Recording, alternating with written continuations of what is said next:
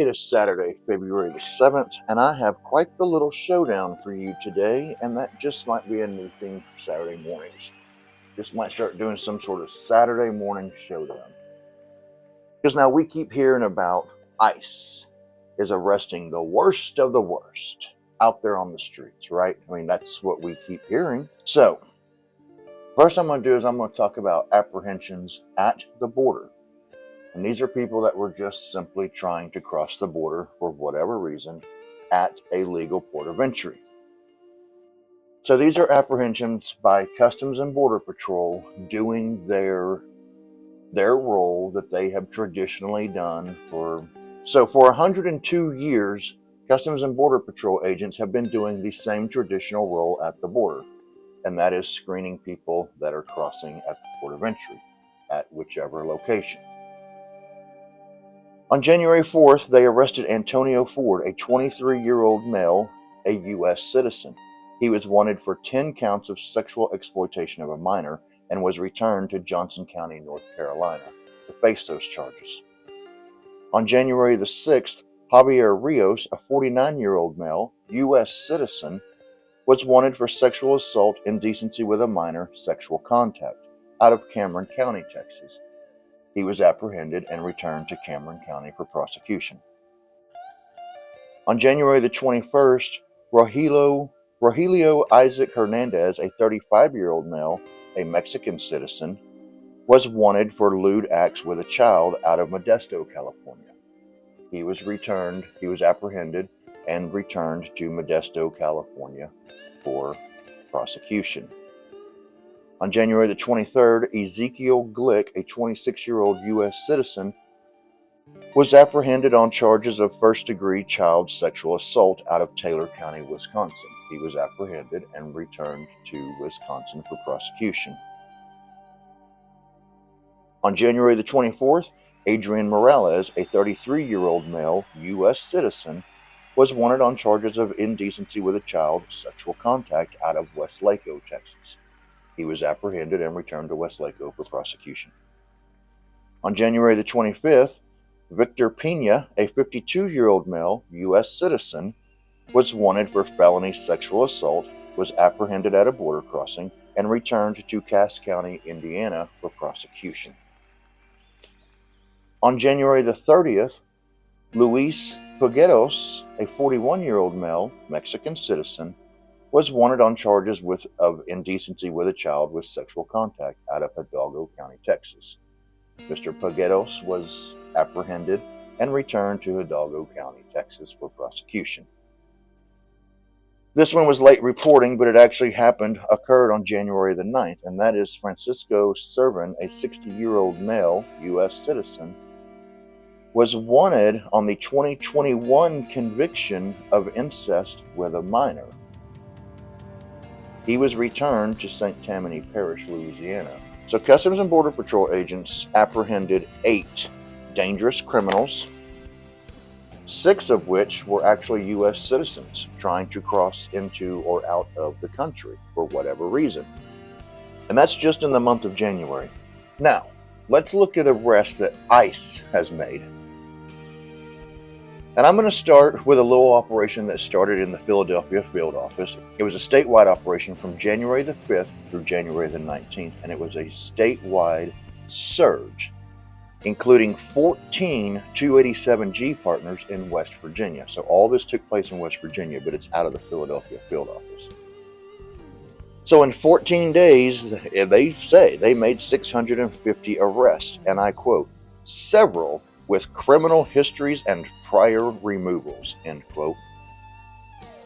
That release goes on to say, and I quote, some of the egregious offenders arrested during the surge included Sagar Singh, a citizen of India. Now, he was stopped by commercial vehicle enforcement. He was written numerous infractions for an unsafe commercial vehicle. Then it was discovered that he does have a previous removal order.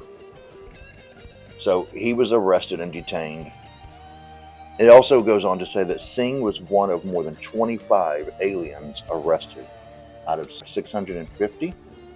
But they also specifically listed Ling Yan, a citizen of China. Now, he does have 2 convictions of endangering the welfare of children, and he did have a final removal order. Okay, so they got one of the dangerous ones off the street. But then that release goes on to say, and I quote, ICE also arrested a convicted sex child abuser, a criminal convicted of drug possession, and many more during the operation.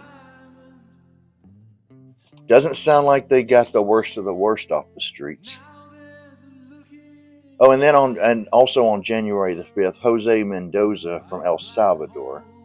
On February the 2nd of 2005, he was sentenced to 25 years for felony sex crimes in New York. On January the 5th, 2026, upon his release from a state prison, ICE arrested Mendoza. Okay, so the New York State prisons honored the detainer and handed him over to ICE for deportation, which is fine. He's a dangerous criminal. Now, coming to that, yesterday we had this little pissing match, or not yesterday, it was actually Thursday. Had this little pissing match between Governor Newsom and Stephen Miller, when Stephen Miller said, and I quote, California is getting ready to free up 33,000 criminal illegal aliens. Stephen Miller and other members of the Trump administration are saying that California does not work with ICE, that even when a dangerous criminal alien is released from prison, that they are just released into the streets, and that is absolutely not true. California cooperates with ICE when it comes to removing criminals like sick rapists and murderers in our state prison, the governor's office wrote on X.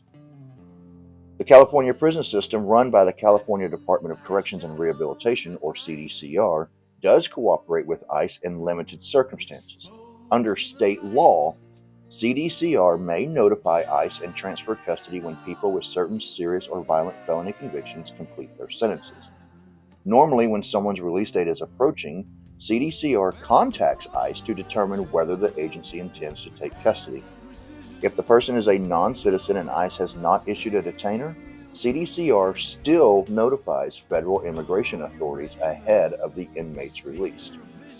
The most recent data from CDCR shows that in 2025, ICE picked up more than 88% of the people for whom it issued detainers while they were in California state prisons. I am so goddamn sick and tired of the rhetoric.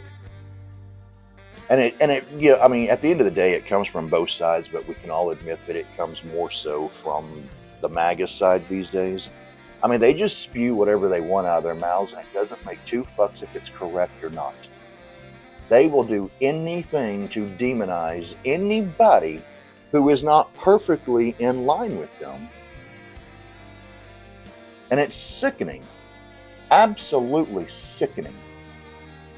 But anyway, you tell me, do you think Customs and Border Patrol agents doing their traditional role that they've done for over 100 years now is doing a better job just doing their role at the border crossings of apprehending dangerous criminals than what ICE is doing, creating complete and total goddamn havoc on the streets of America?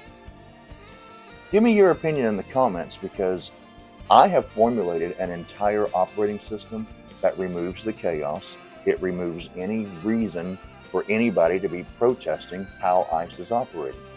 We can all agree that the most dangerous of the dangerous need to be arrested. And y'all, it doesn't matter if it's a U.S. citizen or an immigrant. If you're a wanted fugitive, you need to be picked up and removed from the streets to make communities safer. Why is the focus on criminal aliens? Because I guarantee you, if we start looking at some real numbers, there are more fugitives that are American citizens than there are right now with wanted fugitives that are non-citizens. I'm going to be looking into those numbers. For 1836 Media, I'm Jay. Enjoy your weekend, and as always, stay aware, stay alert, stay alive.